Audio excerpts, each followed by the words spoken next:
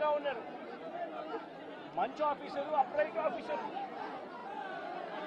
ఎన్నికల వేళ వీళ్ళకున్న పలుకుబడితో ఆ ఆఫీసర్ను తప్పించేశారు.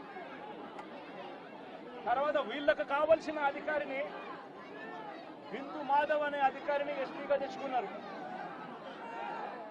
ఈ బిందు మాధవ్ అనే అధికారి ఎస్పీ ఎంత అన్యాయస్తుడనంటే ఈ అన్యాయమైన ఎస్పీని సస్పెండ్ చేస్తూ ఎన్నికల కమిషనే స్వయంగా నిర్ణయం తీసుకుని ఈ బిందు మాధవ్ అనే అధికారిని సస్పెండ్ చేశారు. దాని తర్వాత ఎన్నికల కమిషనే మల్లికా గర్గ్ అనే ఒక మంచి ఆఫీసర్ను పెట్టింది. ఆ ఆఫీసరు చంద్రబాబు నాయుడు గారు అధికారంలోకి వచ్చిన వెంటనే ఆ ఆఫీసర్ను కూడా పంపించేశాడు. ఆ ఆఫీసర్ చంద్రబాబు నాయుడు గారి మనుషులకు తెలుగుదేశం పార్టీకి సహాయ సహకారాలు అందించను అని చెప్తే ఆ ఆఫీసరు వెళ్ళిపోయిన రోజు కొత్త ఎస్పీ శ్రీనివాసన్ అనే ఆయనను వీళ్ళకి సంబంధించిన ఆయన శ్రీనివాసన్ ఆయన తెచ్చుకున్నారు. ఈ కొత్త ఎస్పీ వచ్చిన 2 రోజులకే ఈ కొత్త ఎస్పీ వచ్చిన 2-3 రోజులకే హత్య జరిగింది. ఆ హత్య కూడా ఏమిటి? అత్యంత దారుణంగా నడి రోడ్డు మీద ప్రజలందరూ చూస్తూ ఉండగా అమాయకుడైన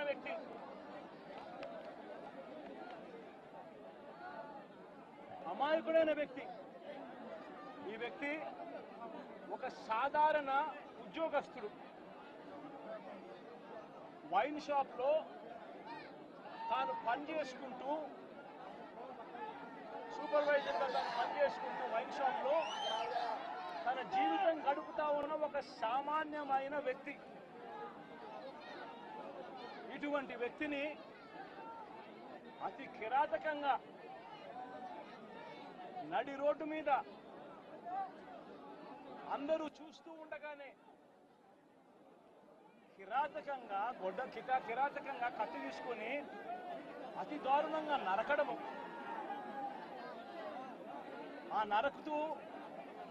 నరుకుతూ వైఎస్ఆర్ కాంగ్రెస్ పార్టీకి సంబంధించిన సానుభూతి పరులందరినీ కూడా ఈ మాదిరిగా మేము నరుకుతాము అని చెప్పి రాష్ట్ర వ్యాప్తంగా ఒక మెసేజ్ పంపించడం కోసం అతి కిరాతకంగా నడి రోడ్డు మీద ఒక వ్యక్తిని నరుకుతాం. ఎంతటి దారుణంగా ఉంది అనంటే పోలీసు వ్యవస్థ వీళ్ళదే. ఇదే ఈనాడు, ఇదే ఆంధ్రజ్యోతి, ఇదే TV5 వీళ్ళందరూ కూడా పత్రికల ముసుగులో వీళ్ళు కూడా ఏ స్థాయికి దిగజారిపోయారో ఒక్కసారి గమనించమని అడుగుతా ఉన్నా. ఈనాడులో ఈరోజు నిన్ననో ఒక స్టోరీ. అప్పుడెప్పుడో మోటార్ బైక్ కాలిందట. ఆ మోటార్ బైక్ అనే వ్యక్తి కాల్చింది. ఆ మోటార్ బైక్ అనే వ్యక్తి ఈ జిలానీది మోటార్ బైకు అది వైఎస్ఆర్సీపీ వాళ్ళు కాల్చారట. అందుకనే తర్వాత 2 ఏళ్ల తర్వాత ఇది జరిగిందట అని చెప్పి ఒక దిక్కుమాలిన అబద్ధం చెప్తా ఉన్నారు.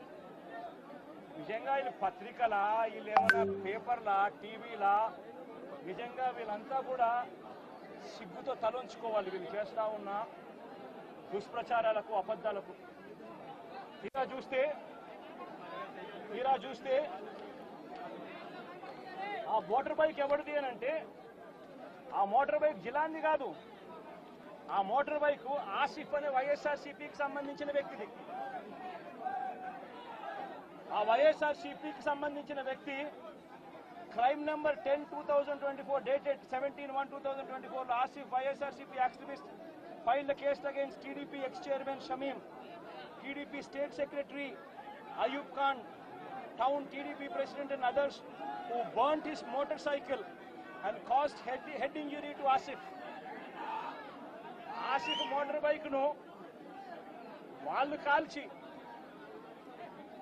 ఆసిఫ్ను గాయపరిచి ఆ గాయపరిచిన కేసును ఆసిఫ్ 17/1/2024లో కేసు పెట్టి క్రైమ్ నెంబర్ కూడా 10/2024 డేటెడ్ అని చెప్పి క్రైమ్ నెంబర్ కూడా రిజిస్టర్ అయింది.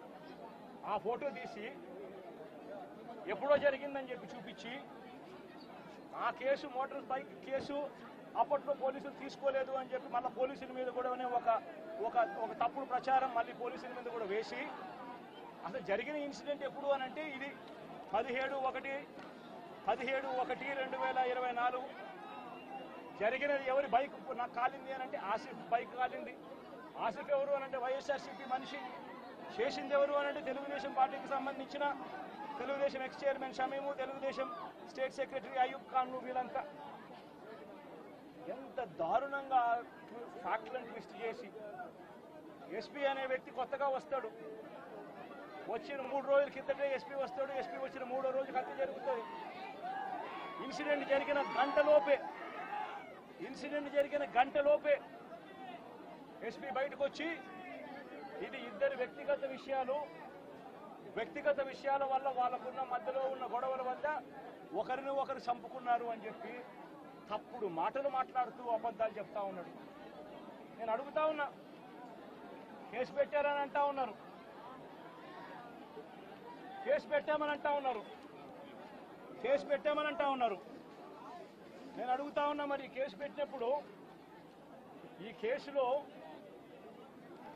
ఉట్టి ఆ జిలాన్ అనే ఒక వ్యక్తి మీదనే కేసు పెట్టి వదిలేయడం ఏమిటి? ఈ ఫోటో ఏమిటి? ఈ ఫోటో కనపడటం లేదా? సాక్షాత్తు స్థానిక ఎమ్మెల్యే భార్యకు కేక్ తినిపిస్తా ఉన్నాడు ఈ చంపిన వ్యక్తి, జిలాన్ అనే వ్యక్తి. అంటే వీళ్ళ మధ్య సంబంధాలు ఎంత బలంగా ఉన్నాయి అని చెప్పడానికి ఇంతకన్నా నిదర్శనాలు కావాలనా? తెలుగుదేశం పార్టీ ఎమ్మెల్యే భార్యకు కేక్ తినిపిస్తా ఉన్నాడు.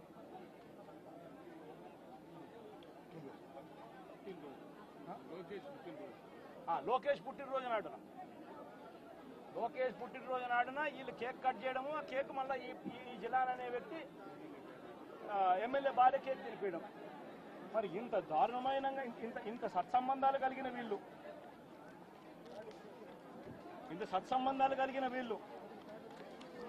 ఇది ఎమ్మెల్యేతో ఫోటో.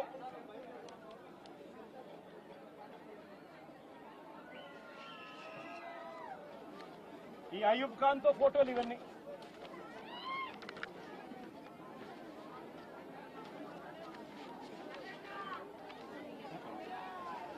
ఇది షమీం ఖాన్ తో ఫోటోలు.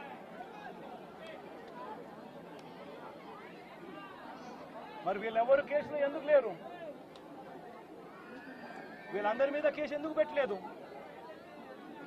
ఇంతకన్నా అన్యాయం ఎక్కడైనా ఉంటుందా? ఇంతటితో ఆగిపోవడం లేదు. మిథున్ రెడ్డి విషయం కూడా నిన్న కూడా మీరంతా చూశారు మీ కళ్ళతో. సాక్షాత్తు ఒక సిట్టింగ్ ఎంపీ తన నియోజకవర్గంలో తాను తిరగకూడదా?